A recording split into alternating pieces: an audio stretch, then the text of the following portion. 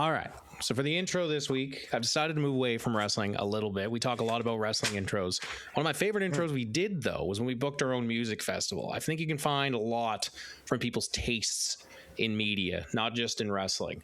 So for this one, I want your top 5 movies, because this is right up my alley as well. I do a lot of podcasts on movies as well, and I love to talk about them. So I want to know what your guys' top 5 movies are. I don't think we need 3 minutes for this one. We're just going to do 1 minute.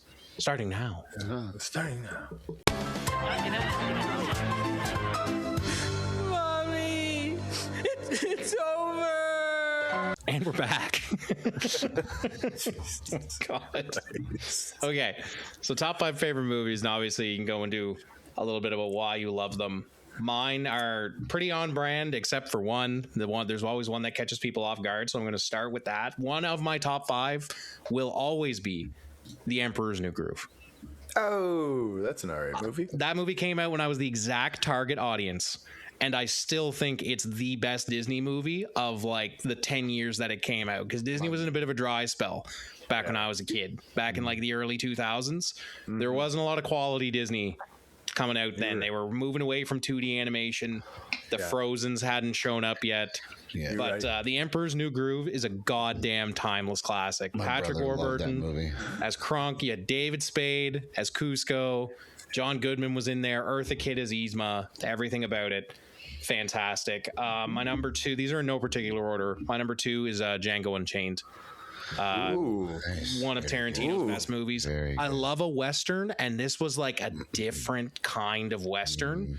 Yeah, it was, I think, the most stylized thing he's ever done. It was really colorful for what it was. It was very like thematic. It was a little less heavy than Inglourious Bastards, which I found got bogged down by some of the crazy material at times. And see, that's the problem. That's probably the one that stood out most to me. Inglourious Bastards. Yeah, I think it was. Inglourious Bastards. Something about that movie was just his incredible. best work is between Django Unchained and his first movie, Reservoir Dogs. Those two are his best, if you ask me. Number 3 is the one that I always get pitchforks about when I do the movie podcast. It's not that bad. The Batman with Robert Pattinson. Robert Pattinson is my favorite Batman. That movie was fantastic. I have a Batman tattoo. That movie was fantastic. That was a crime noir movie with a Batman skin on it. Yeah. Colin Farrell as the Penguin.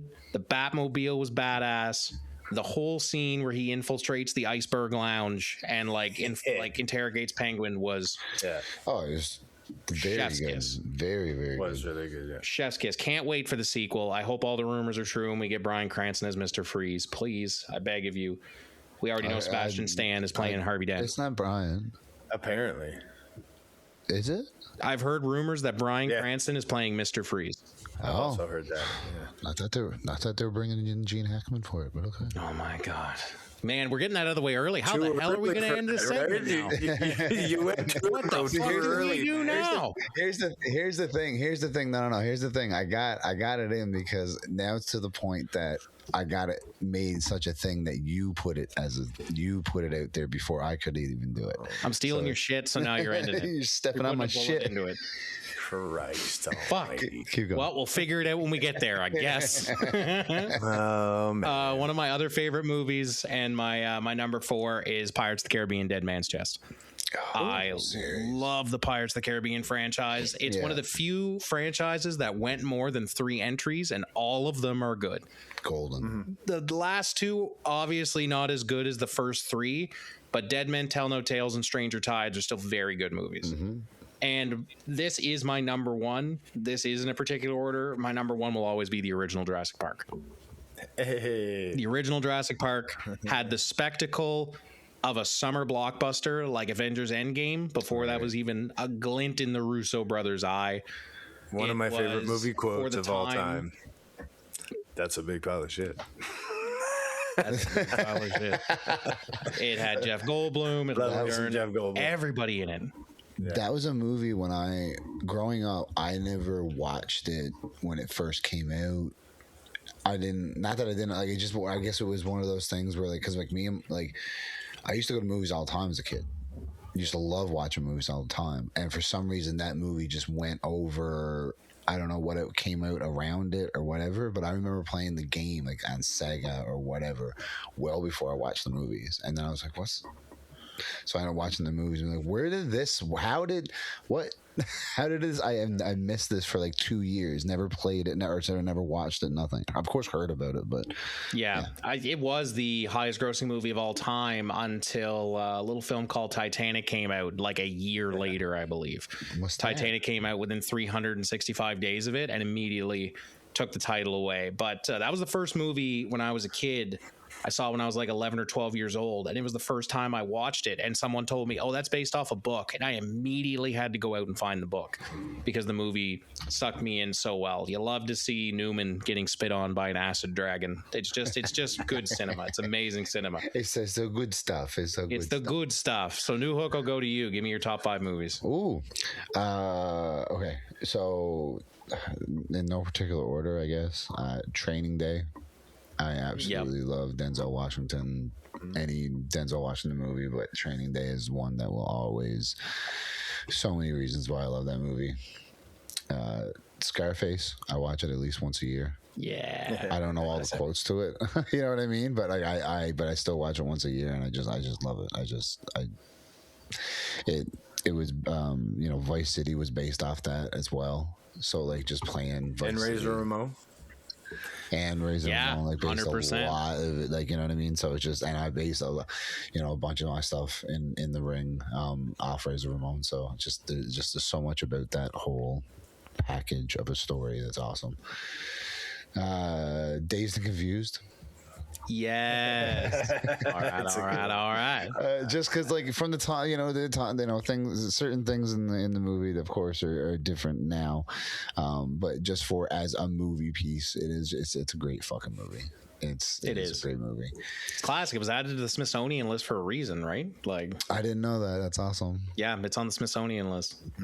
Number 4, Armageddon. Damn, that's a great movie. You put that on, and I go into a different world. It also has this song. My favorite song ever is also from that movie. What song? Can you guess? Don't wanna miss a thing. Oh my god, that's your favorite song ever. I love that. Yep. If you'd have given me 1,000 guesses what your favorite song of all time was, I would have never guessed "Don't Want to Miss a Thing" by Aerosmith. Nobody ever does. Everybody knows now. Middle school dances everywhere. Don't want to miss a thing. Everybody knows now. Yeah, that is my all-time favorite song. Oh, shit. Exposed. Yeah. I love that. I fucking love that movie. Just something about it as a kid. Just absolutely loved it. Again, it's just like you go back and watch it now, and it's there's a bunch of corny shit in it, and of course, but when I don't think that's a bad thing. No, absolutely not. Yeah. But when I bring up these movies, it's how I felt the first time watching them. Exactly. That's why they're on that list, not because of how I view them exactly right now. It's how they hit me when I watch them. And then 1917. Wow, that's a great movie. Because mainly, the story is fucking amazing. But the cinematography of that movie, the one continuous shot, as a one-shotter, you know what I mean? And there's ways that they got around certain things, and I love watching the behind the scenes on stuff. I really enjoy it, and how they made that a one-shotter, quote unquote, is because I think there is, like, people have broken it down. I watched a whole breakdown on that movie, and I think they said there's only like 3 cuts that you can, something like that. Yeah, and they hid 5. them so well that it's almost impossible to discern them when they happen. So it was a masterful piece of work. As somebody who studied like film, I went to film school before I went to broadcasting school. We were shown that, and basically, like, if you want to do something artistic and also make something that's badass at the same time, like, right there. And then if I may, just a little caveats or additions, the Ninja Turtle series as a childhood, loved them. Mighty Duck series, of course, gotta love them. Here come the Mighty Ducks. And then if sorry, the movies, not the cartoons. I love the cartoons, but The cartoon was my shit. okay, I love the cartoons, but the movies are mine. And then there's just one movie. I don't know if you guys ever watched it. Repo, the Genetic Opera. Holy shit! You're one of the 8 people on the planet that know what that is, other than me. I think That's a dope movie. Yes, That's really good. Paris Hilton just doing the absolutely everything at the same time in that movie. She was great in that. Oh, I can't even remember. Wait, what? Paris Hilton was in that movie. Paris Hilton was the Oh my sister. God! Yes. Okay. Wow. Hey, no. I was thinking, as soon as I brought it up, my mind, because what I wanted to say about it was because Hollywood fucked it up and made their own version of it with not the rock opera side, but like, just I can't remember the 2 actors. Forrest Whitaker was one of them, and then I can't remember now. The only thing I remember Paris Hilton is House of Wax. Never watched that movie. Impaled. But yeah, my buddy back home put me on to Repo, the Genetic Opera. He just like gave it to me one time, and he's like, "Just watch it. Don't ask questions. Just watch it." I was like, "All right." It is one of those movies that you have to go in with a complete blank slate of expectations because whatever you think it's going to be, you're wrong. You're wrong. Like it's just fucking wrong. It's such an insane concept. I wish they would make it into like a graphic novel. Yeah. Or something. Oh my God. Like that. I don't know. Hey, sorry. I have to. Yeah. When it comes to movies, I fucking love them. I don't know how I didn't put this on there. The Spine of Night. If you have not watched The Spine of Night, I don't think I've ever heard of this. It is one. Okay. So give me a second. I'm gonna take a long story long here.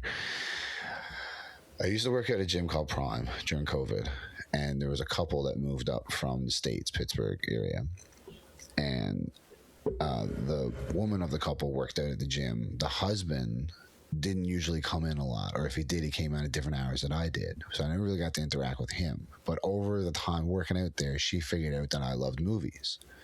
She's like, my husband's making a movie. I was like, oh, that's dope. What's he recording? She's like, no, he's like hand drawing everything, all this thing. It's a rotoscoped movie, hand rotoscoped, where he used like actual actors of like Xena, I think Danny DeVito. I can't remember something like some good fucking actors where you use like you get them to act it out at home and be like, okay, act out this scene, and he literally just draws out the person and then creates the whole background. That's fucking sick. And it's just this like futuristic, but also they don't have, it's not futuristic as in technology, but it's like this weird universe, and they're like, it's just, dude, it's this mind fuck of a movie where I'm looking at the Wikipedia for it right now, and it looks like something that is directly up my alley. I do not know why that it only popped into my head right now after we talked about that.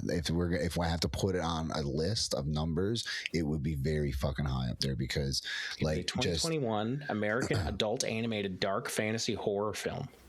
Yeah, all of those buzzwords are like it's all not. the things I wouldn't love. say like it's not like horror in that type of sense, but it's definitely got like, I guess, some stylistics to it. But she found out about that. I got to go to the screening of it at Propeller Arcade. That's sick. And I.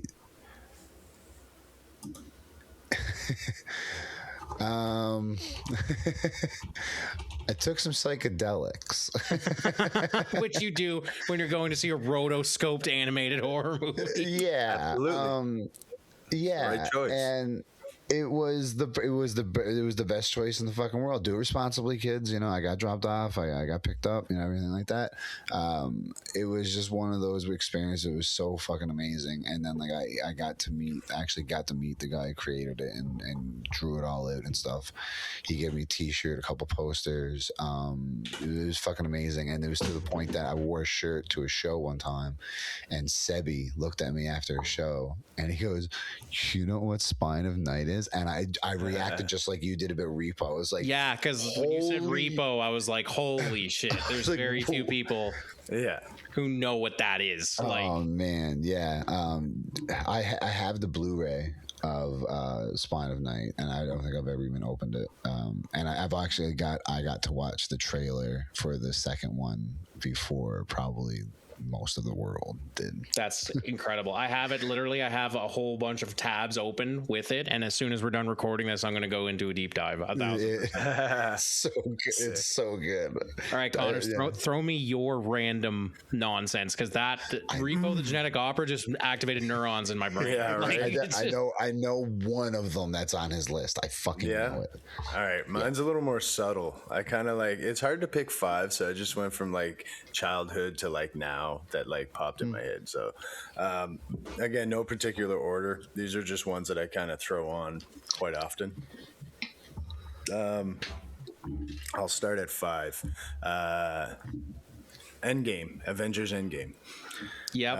It's just something I go back to quite often. It's just fucking cried my goddamn eyes out of the theater. I was gonna say I just put Marvel in as a huge everything, but Endgame's great. Yep. Also, Wolverine. The Wolverine, the one where he died. Oh, Logan, yeah, sorry. Yeah, that's probably one of the best X-Men movies they've made so far. It's so goddamn good. And then I have The Predator, the Schwarzenegger. Ooh. All right. Okay. All right. That's a good one. Right. Jesse Ventura's in there. Mother. Yeah, I ain't got time to bleed. Batman 89, Michael Keaton. Oh, see, that was mine until the Batman came out. Until Pattinson's Batman came out, it was Batman 1989. And it was a hard toss-up. Get a load of me. Yeah. And then my number 1, just because it's probably been one of my all-time top like 3, Braveheart. Damn, that's one of my mom's favorite fucking. Bro, my dad loves that movie too. I know that movie like almost verbatim. It's ridiculous. I was also wrong. I thought one of the movies that was going to be on there is not on there. So what was you think was going to be on there? A Blow. You talk about that is see, and it's hard to pick, man, because I have to go through like actors and different genres, and I knew like. I would have. I don't know. I should have. Like, when we said this, we should have been like, okay, like we definitely should take Marvel out of that because it's such a broad thing. But Endgame Endgame is. I think Endgame was the bow. Yeah, no, that's what I mean. Yeah, so thing. I can totally understand that. But yeah, it's so hard. But yeah, like I remember you talking about Blow a lot. The movie. Yeah. The movie. Mm-hmm. It's funny though, because you said you knew Braveheart verbatim. There's so many movies that I probably know verbatim that aren't necessarily on my favorites list. Like one movie that me and my sister can read the script. We've done it before, sat in a room and said, can we go back and forth and do this whole thing through, is the Jim Carrey 2002, How the Grinch Stole Christmas. Oh, I know that fucking movie cover to cover. One man's compost is another man's potpourri. I don't know, some kind of soup. Wait till we do supposed to be doing a podcast with Emily. Tell her a scene from Fresh Prince. Oh yeah, she did the whole series, and she'll do the audio every episode. She'll act the whole fucking thing actually. Yeah. But yeah, she's done it at shows. Someone's been like, "Man, what about that?" And someone will say, "Oh, this scene," and they'll act it out, and she's like, "No, it's." And then I love that so much. Yeah. The pool scene is my favorite when he whips out the pool cue out of his belt when Will's getting hustled. Yeah. Jeffrey, break out Lucille. And he just pulls this massive fucking pool cue out of his pants. Yeah. Just immediately shafts the guy. Together. Man, I don't know how to end this without a Gene Hackman bit. God damn it, New Hook. What do we do? Well, everyone, here's the show.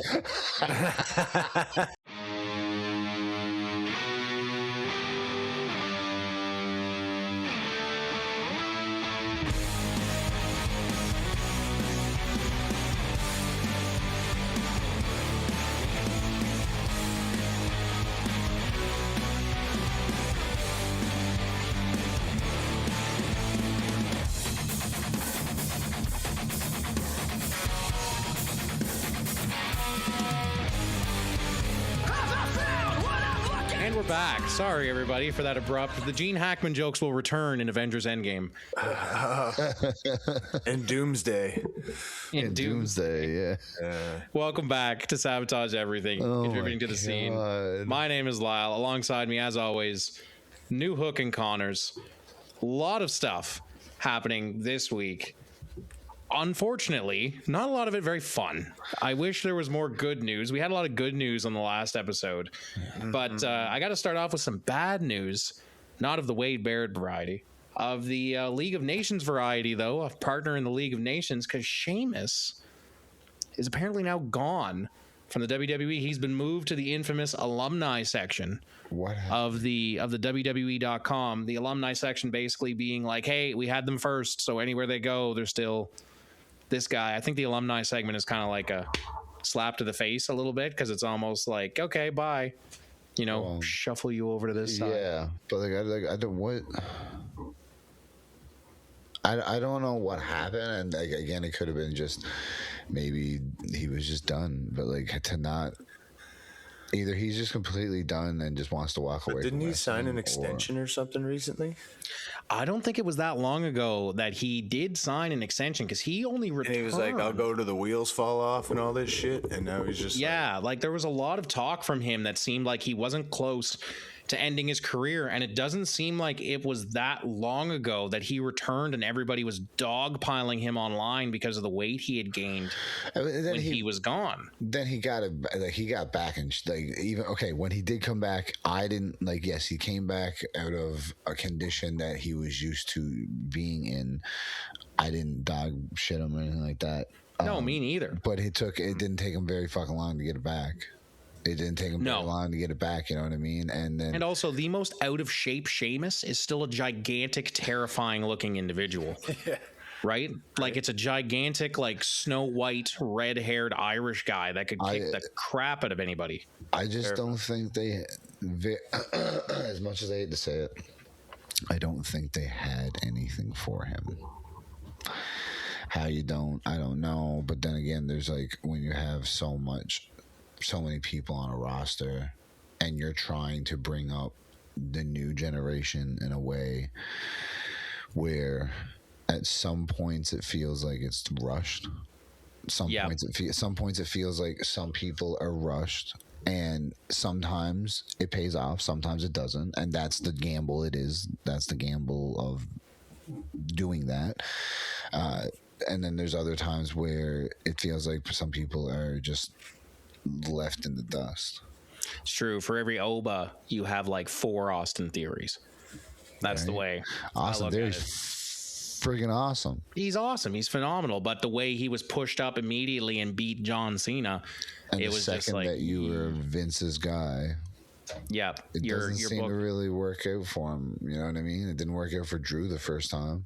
Nope. He had to go and you know what I mean. But then it's also, you look at Austin Theory, and as from a fan's perspective, as a promoter, a booker, you're like, fuck, he can do anything. But then from the general fans aspect, you look at him and it's pretty vanilla.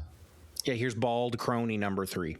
Basically, here is tree number 2 in the school play. It's basically, you know what I mean. It's hard to really push somebody when, if need be,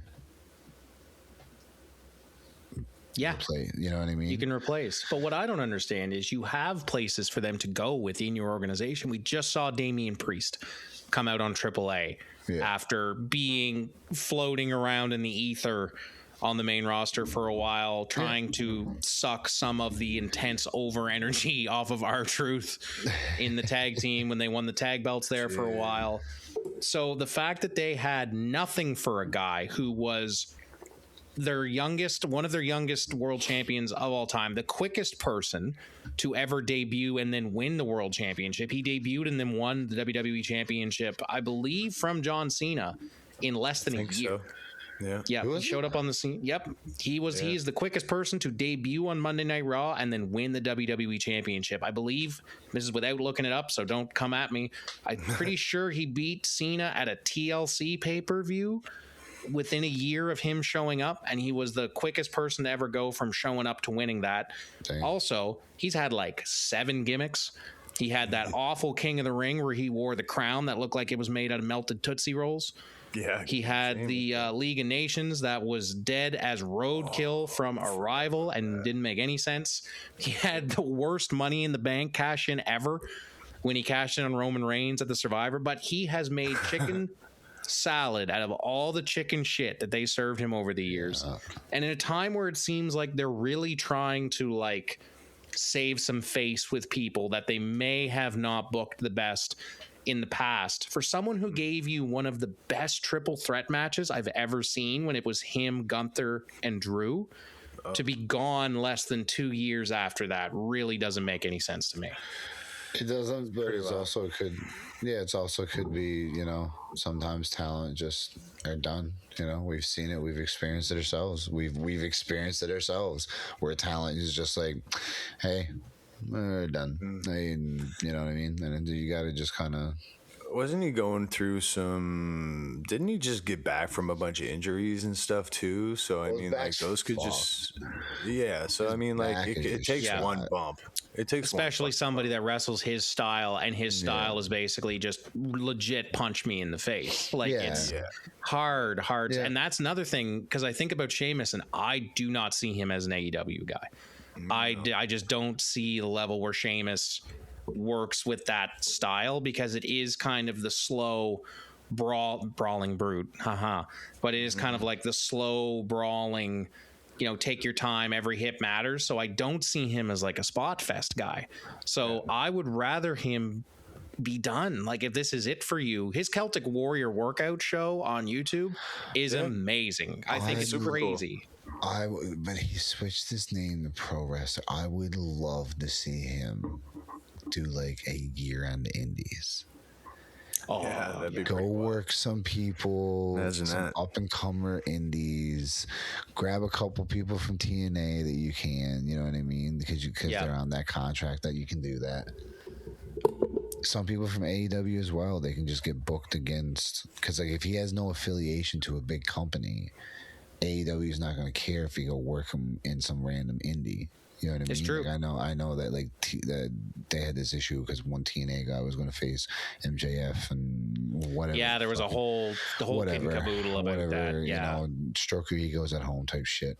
Yep. That's, you know what I mean, here or there. But I would much rather see him go out on the indies and like just go work some like big indie promotions, but then also just show up at some random small ones. Just to, you know, like how dope would that be? It would be great to see him come out at like an MLW and fight Killer Cross. It would be great to see him go and fight like an Alexander Hammerstone.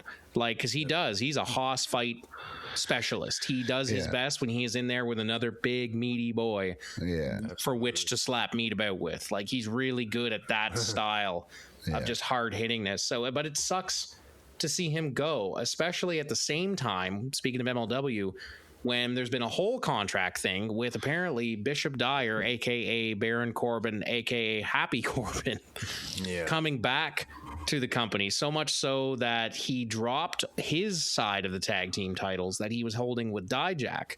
And they straight up came out on MLW Show Fusion and said, okay, due to a contract dispute, Bishop Dyer is no longer a tag team champion, and Dijak had to go find Josh Woods to be his new tag team partner. So it almost seems like if he is returning, they're fast tracking that return. Fast. Why the I don't know. I it's kind of weird. Okay, first off, starting off, love Baron Corbin. Me too. I loved him when he the NXT mostly. The lone wolf character that he was doing when he had hair. Yeah, the hair version, the hair era, not because he had hair, but the hair era, like the hair era is amazing. Yeah, just that era was the hair was awesome. Just I love that. That's, you know what I mean. Like I'm the guy who loves Sons of Anarchy and all that shit. And loved that fucking vibe and killed it. But in saying all that, when you're, again, we just talked about it, trying to bring up all this new talent and everything like that, why are you bringing back old people that you let go? Especially somebody who, as soon as he left, tried very hard to distance himself from what was happening. And the only thing I can think of is he left WWE right as the Vince era came crashing down. So maybe he's thinking like, now I get another chance to go in when there is a little bit more wiggle room, because man, he was handed some shit on a stick to try to get over. Did he leave? I thought man, everything's a blur. No, he was in a wave of releases, in one of the big waves of releases. But he was let go during while Vince was still in control. Right after. It wasn't like things were still very much in flux, and it was in that kind of between period when everything was still kind of up in the air. And he was working, I believe, the Happy Corbin gimmick was what he was still doing when he was, he won the lottery, and he's like, got the stupid fedora and the Hawaiian shirts and stuff.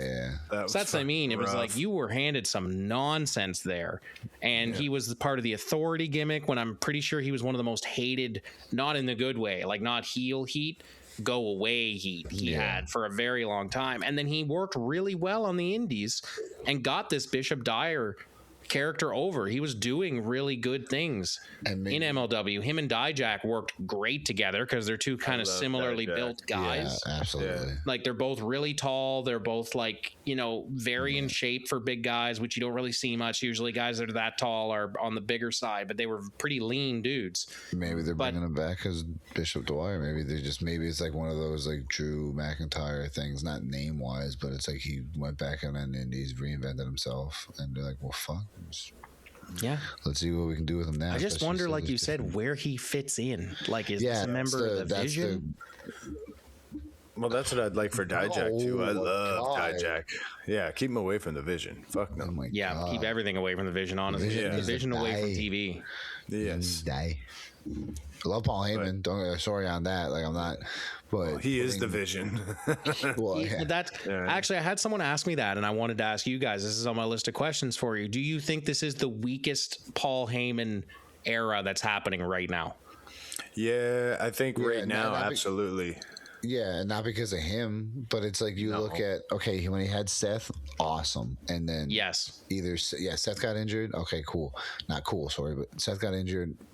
Got to revamp things. So now you're left with three people that, as much as anyone else wants to say I would disagree with them, then neither one of them have a personality.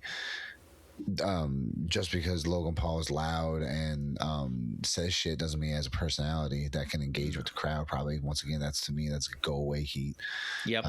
Absolutely. Austin Theory, again, generic tree number 3. Remove him, plant somebody else. It feels like. And then Braun is this freak of an athlete, but then when he talks, it's okay. Yeah, we're reminded of the Steiners, which is exactly how he's branded, which as he should be. That's exactly what he is.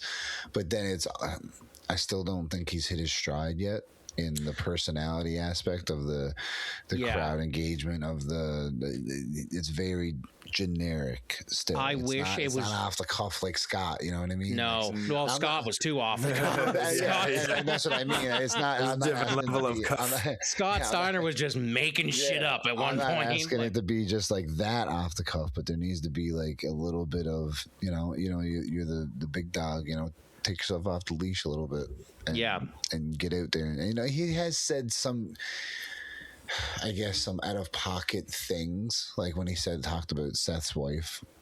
Yeah. And 100% shit like that, or Punk's wife, whatever. There's been a couple edgy things, but that was somebody in the back.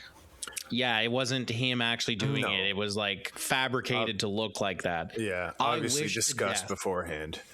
I wish to death it was just Heyman and Breaker, because I think that there'd be something special there. I think there'd be something really special there, because I do think Braun Breaker is a future champion. I think Braun, out of all those guys, his new beast incarnate, right? Yeah, there's something there. I think that might be the way things are going, because Logan's like kind of like distanced I don't know what's going on there. But also, I don't know, a couple weeks ago or whatever, Paul Heyman was on one of the shows, and he's talking to one of the general managers, and then Austin Theory comes over and goes, "Oh, Paul, you're here. Awesome. I got a match. I didn't know you were here," and everything like that. And he's like, "Yep," and just walks away. Yeah, and it shows there's definitely so just basically just dropping Austin Theory. So like if he just does focus with Braun, and then Braun becomes that next Brock of he's much more capable and can say a lot more things. Oh yes, and also like you said, and with guidance, like oh my god, he runs the goddamn ropes and he moves the ring. He just once he finds that really either fall into the role of being Brock or Paul's next Brock, quote unquote. But again, he can talk a lot better. And he does have the personality. He just hasn't had the time to mold it yet. Like he was one of the guys that was really fast track when it happened. I remember going, really? Not because I didn't like him. I was like, fuck it, this is, amazing for him. And it's awesome. Like there's no negatives. No. But there's things where it's like, he's not ready in this aspect, I don't feel like. I think what really hurt him too is NXT 2.0. Because he was really big in NXT when they went all colorful rainbow splatter color, and Vince had the book for a second there and had absolutely no fucking idea what to do with these guys. Because I think you should have put him in a Scott Steiner role immediately. Obviously, no one is ever going to replicate the beautiful madness that was Scott Steiner, especially close to the end of his career when he was in TNA doing Steiner math and doing play the guitar. I can't play the guitar. Like he had. They just took I think they just stopped the WCW live channel on YouTube because I was like I woke up, came out, and then it wasn't playing. Okay, so I go back and play. It's like 841 hours or something, and then I keep on trying to play, and it's like can't play. I'm like, there's so many good Scott Steiner singles matches when he was still in the split color singlet with the long mullet and everything. Fuck yes. Oh, him and Rick tag team shit too. Oh my god! Well, the tag team stuff, yes, absolutely. But there's so much of the single stuff that I didn't even realize because I was a kid, a very young kid at that time. Not and you don't remember a lot of those things. But I remember looking at it going. I think I messaged Connors there one time. Like, how the fuck was he this good? Being that big, especially seeing being that big back then, and doing like Frankensteiners and moonsaults. And what's hilarious is that I wasn't aware of any of this because again, I am of a younger generation, so I started to watch Scott Steiner when he was brought into the Main Event Mafia in TNA. Oh, wow. Which was even better, I think, for me, because I'm like, who is this jacked, insane old man who was out here during the episode when they took over? And it was like the Main Event Mafia presents TNA Impact. And he was the ring announcer, and he was doing the announcing for the Knockouts match. And he's like, what's this woman's name? I don't know. I haven't slept with any of them. I don't know who these people are. I was like, who the hell is this insane guy? And then I got to go back and realize like, oh shit, this guy could go at one point. Like this guy was crazy strong. You never even got to see him with in WWE is Big Papa Pump. Yeah, Big Papa with the chain link. And see, that's what I mean. If you had Braun lean into that, like he could rock the chain link. Come out and lean. 100%. You're already using your name. Did he not wear the chain link once? Did he? I'm not sure. I'm Googling it. Yeah, Google it right now because it's such a good look. And Scott Steiner looked immaculate in that as well. When he made his debut for WWE, in Madison Square Garden and the sirens started going off, he for that moment was one of the most over guys on the planet when he came through those big revolving doors. But while you're looking that up, you actually touched on something that I very much wanted to talk about because this week it was announced by PlayStation that they are not doing physical media anymore. Starting in 2028, no discs will be produced. I mean, unless this backlash causes them to backtrack on it because there's been some very intense backlash. Yeah. Wrestling fans have been used to this feeling for a long goddamn time because we went from having the WWE 24/7 network where you could get AWA WCCW. You could watch basically anything that WWE had purchased over the years in a big, huge volume. Then you had, the WWE Network as the streaming service, and then Netflix bought it, and that all went away. That is the future we're looking at video games, where at any given time, just like the WCW channel, they could just decide, well, this isn't making enough money, so we're going to pull the plug on it and shut it down. And yet they have fucking pre-orders, like they're going to run out of a physical copy. Like, go fuck yourself. Yeah. I was immaculately pissed off when I heard that the new Wolverine game coming out wasn't going to have a physical release. It wasn't going to have a physical collector's edition or any of that shit. Did you hear that?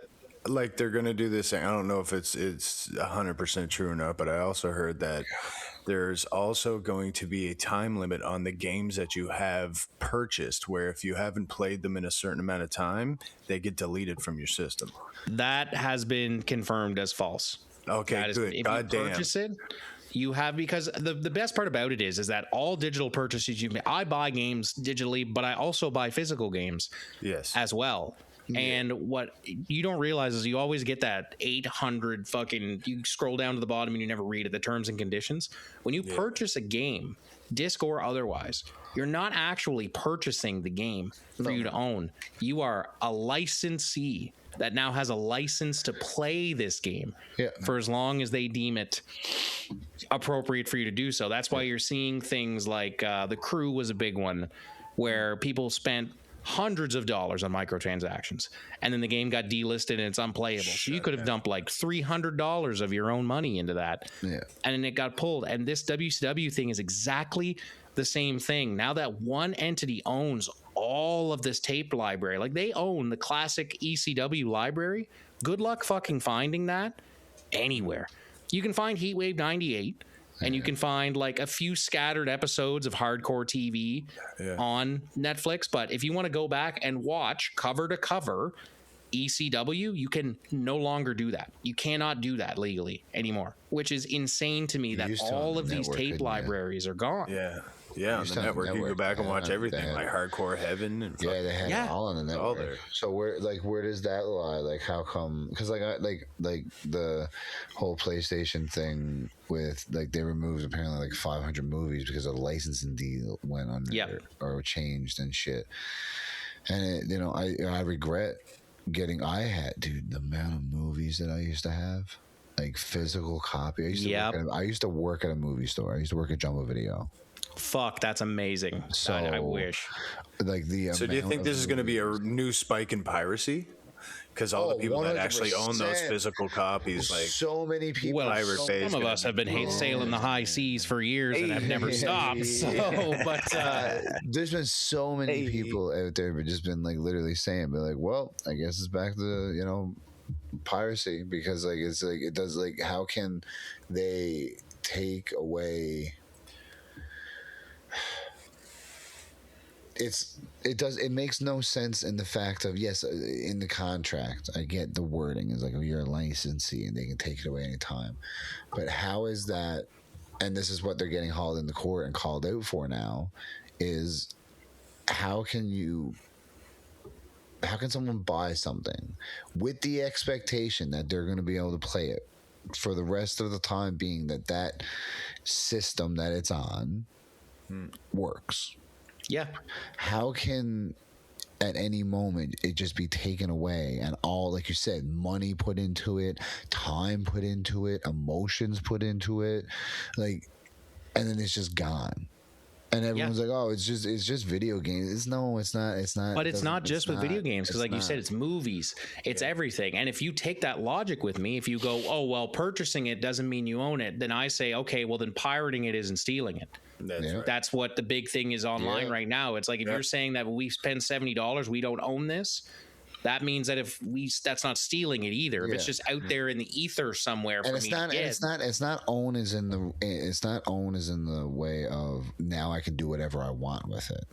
No, you it's start owning as modding it and fucking with it and all this shit. And then sure, if you do that at home and you're just doing it, having fun, whatever. But if you're making profit off it, of modding, yeah. it, If you're ripping a movie, if you're ripping a movie and making 100 shit DVDs and selling them off the back of a truck, that's illegal. Story, obviously, that's illegal. How do cover bands get away with this shit? That's a huge confusion for me. Music, because, I went and seen my me and my buddy went and seen a Tool cover band. Great time. But my entire time sitting there, I'm like, how especially for Tool, because they only just got on streaming like within the last couple of years. Yeah, so they were pretty notorious for being careful with their intellectual property, correct? So they have to get a cut. You know what I mean? There has to be something of some sort. The Australia. I don't know if it works like that. I want to say that I've asked this question before to somebody who knew it, and they were like, "It's because it says cover band. It would only be illegal if you're like, we are Tool. Here is our song." Kind of thing. You're profiting off someone else's art. Work. You're profiting off someone else's work. You're not modifying it in any way whatsoever. You're YouTube literally doesn't allow us to use clips of music. Yeah, literally. You're going, here's Wonderwall, and then you play the exact same song, the exact same chords and everything. The whole concert. Two complaints about this Tool band, and I don't give a fuck. What exactly is the thing of they're playing word for word, action for like these guys, like the lead singer thought he was Keegan? Maynard. Like thought he was fucking literally thought he was him. Either that or he just put on a great show, cool. And I know why they did it, but the whole show was backlit more than frontlit at all times. So of course you can't see the people, but like what? Now I got lights in my face the entire fucking time. And you're just seeing these silhouettes of people trying their best to act like Tool, basically. Cool, man. But once again, don't get me wrong, it was a great time. Love going to concerts, especially with my homies. It could be a bad. And once again, this wasn't a bad concert. It could be a bad concert, and I'm still gonna have a great time because I'm sitting down with a friend having a beverage or two or whatever, just catching up. Whatever, it's awesome. But it just didn't make. There's certain things that it's like doesn't make sense, and it doesn't. And like to bring it back to the wrestling thing, that's what pisses me off so much. But no, it's true because it's all the same shit. Yeah. I went the other day and tried to look up like where can I watch old ECW, and it's just not there. It just isn't out there. And what you said rang true. So I looked it up, and they're like, well, because it wasn't getting enough streaming hours. Basically, it was determined that the amount of time it takes to have a server set up with those, to make the graphics, to make the have someone edit them, like what I do for my day job, edit them together for like the new content, get them out there. Like, well, we're not going to do that because there's not enough people watching it. It's like, so now it just sits in a vault forever and no one gets to see this? You're telling me that you can't just upload it to fucking YouTube? Like you did for all this other shit, and just keep it going forever. Just have a live stream of all these promotions that you own. Because like WWE, we could do a whole show on just the companies they own now, like the libraries, the tape libraries that they have of companies that have gone under over the years. Like WCW is another one. You can go on even their own shit. If you go on to Netflix and look up Friday Night SmackDown, it's like the best of. So you'll get like 4 or 5 episodes in a row from 2001, 5 or 6 episodes from the next year, like just major storylines. But what if I want to sit there and watch it all? What if I want to start in the 90s when SmackDown started and go all the way? You cannot do it. It is impossible right now. I didn't realize that. So it's like this digital future is bleak because it's basically going to be like whatever doesn't immediately get massive numbers is just going to get cut. It's going to get tossed onto the floor, and it's like things doesn't have time, and not wrestling wise, but if that happens with movies, music as well, things don't have time to become a cult classic.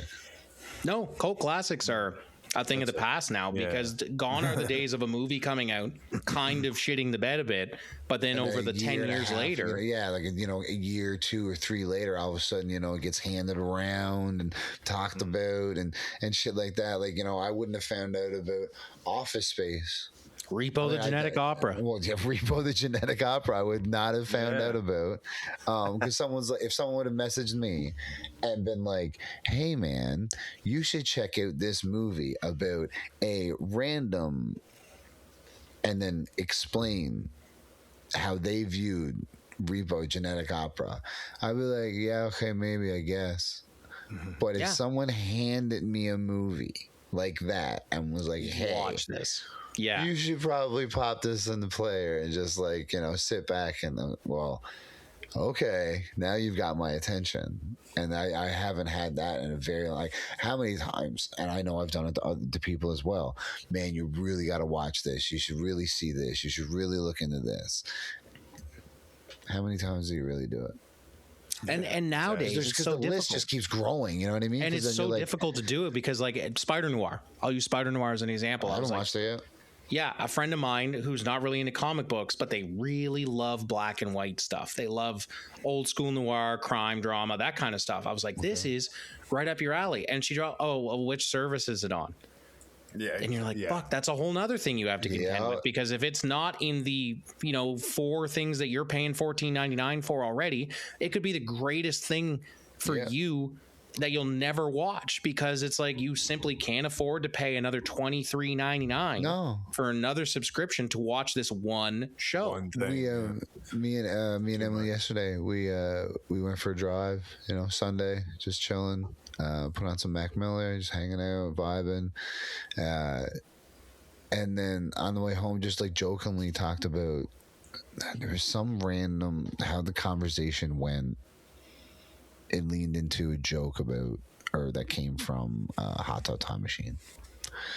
Again, cannot remember it for the life of me right now how it got there. But we're like, oh, we should watch that when we get home. Mindless, put it on. She could go to bed early. She's going to go to bed early. It's one of those movies where at any moment she can just get up and be like, I'm tired. I don't know if I'm going to go to bed now. You don't need to, whatever. Yeah. So I'm like, all right, try to find it. It's not on Netflix, not on this. It's on the MGM Plus of Prime, MGM Plus for Prime, and I'm not subscribed to it. So it's either I do a 7-day trial or pay $4.99 to rent the movie. What's up, Bean? And then just when I regret, and now it's to the point that when I go to Walmart, I am going to start looking in bins.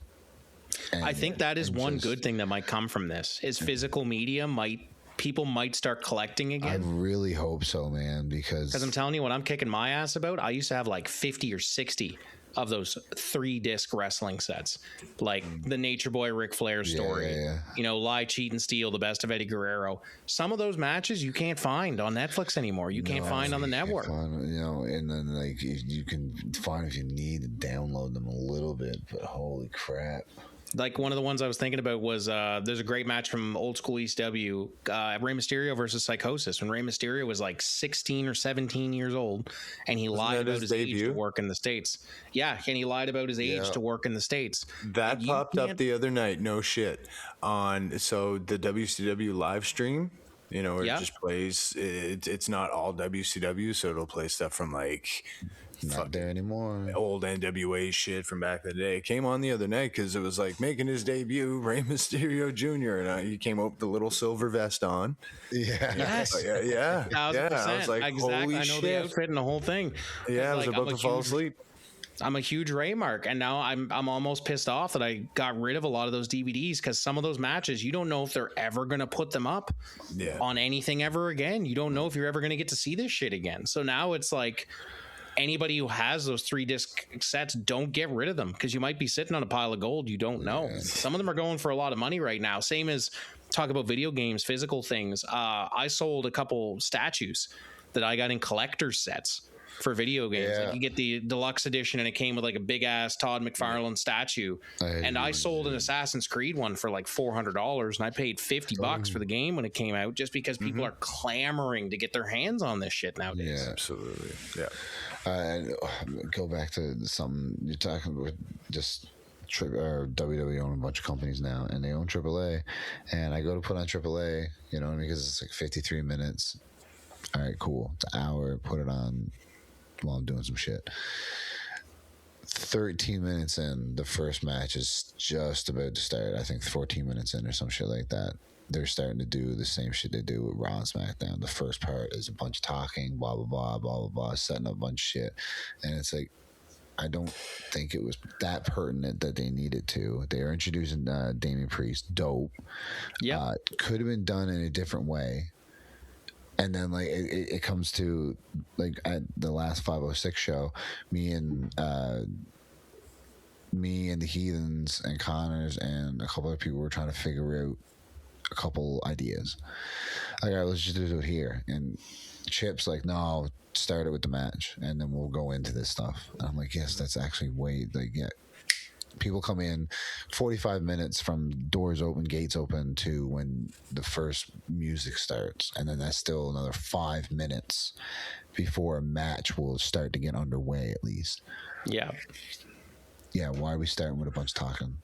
No, it makes sense. I don't understand why you wouldn't do what WCW used to do. Soon as that turns on, cruiserweights. As soon as that's on, you throw two guys out there that you know are going to get eyes immediately because holy shit, look at, even if it's the Flying Elvises when they were a thing, like it's going to be like six guys out there doing moonsaults and corkscrews and getting your attention immediately. And then people will pay more attention when you do the speaking segments because you've hooked them in. But no, every Raw, every SmackDown starts the same way. It's Cody Rhodes going, what do you want to talk about? Or it's Seth Rollins coming out and doing it. Bitch, I don't want to talk about anything. I want to see somebody wrestle right out of the gate. As soon as the pyro is over for the opening of the show, hit somebody's entrance. The following contest is scheduled for one fall. That's what it should be. So it's supposed even if it's like a 7-minute match and then you get into a promo segment, I don't care, but I don't want to see a whole bunch of talking. Damian Priest going to AAA is another whole thing, but of course he's the Undertaker's boy, and Undertaker's booking AAA because like Damian Priest is basically just like, you know, the bubbly version of the Undertaker, kind of, I guess. Like there's snippets of Undertaker. He's the bi Undertaker. Yeah, bisexual Undertaker. I think that's one of the most apropos names anyone's gotten on the internet. Undertaker's boy? I didn't know Taker was him and Taker were really close, and Undertaker's apparently worked with him closely to help him work some stuff because they're also similar sizes. Like they work. Oh, they're very similar. Yeah, very similar in both gimmick and physical style. But speaking of like digital things being terrible, and I know this is like old man yells at cloud, old at 31. I mean, man, it's the fucking wrestling social media on a shit cruise this week. Both Jey Uso and Chelsea Green are getting absolutely. Jey Uso, unfortunately, it came out that he's getting a divorce. Whatever happened, we're not getting in. Yeah, we're not getting into the nitty gritty of the divorce. Yeah, I but know that, the online vitriol that both him and Chelsea Green have gotten, because Chelsea Green was trying to get over the point with Tiffany Stratton, and they took that from a MAGA USA gymnast. So now everyone's trying to say that Chelsea Green is very clearly a MAGA supporter because she took that from. It's just like wrestling fans on the internet fucking suck sometimes. Yeah, they just grab shit and run with it. What point? Hold on. So there's a gymnast who went viral for a meme because she was like pointing at someone and that's the way she pointed. So Chelsea Green and Tiffany Stratton were trying to get that over on TV. I thought that was a basketball player. No, it was a Team USA gymnast that did it originally. Okay, because the basketball player I'm talking about was the one like defending like Caitlin Clark. Okay, I didn't. Yeah, I think it was I read it was a gymnast. I got the article here somewhere. But anyway, they try to get over this point, and whoever did it originally was like a Trump supporter. So now immediately everybody dog piles on Chelsea Green to the point where she has to deactivate her social media again, and say, that's not the first time she's had to do that. Well, you're a Canadian and you're supporting MAGA. It's like, man, fans suck. And I was at a show recently where one of those fans, we all know who they are. You go to a live wrestling show and there's one of those 2 or 3 fans that think they're a part of the show and will not shut the fuck up. Yeah, like it's every move they're yelling something they think is funny at the heel, that they think everybody's looking at them. And the unfortunate part about it is that Twitter, X, whatever the fuck you call it, has just given a platform for those idiots, is what I feel like. Freedom of speech, right? You have a right to your opinion. That's right. But you do not have the right for your opinion to be right. That's right. That's the way I also put it. right. That's right. That's right. also right. That's right. But Damn, that was a lot of. I was going to say I got mad there. One good thing about the digital age, though, is that you can follow Sabotage Everything contributing to the scene. Wow. You can follow North Pro Wrestling.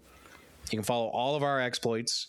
You can find tickets to the show on July 25th at the Area 506 Container Village and come join us in person to have a lot of fun. QR Yeah. code. Hooray. QR code right here somewhere. Future editor Lyle, put the QR code somewhere I'm pointing. Somewhere. As always, I am Lyle. That is Connors. That is New Hook. Thank you guys so much for tuning in. We will see you next week.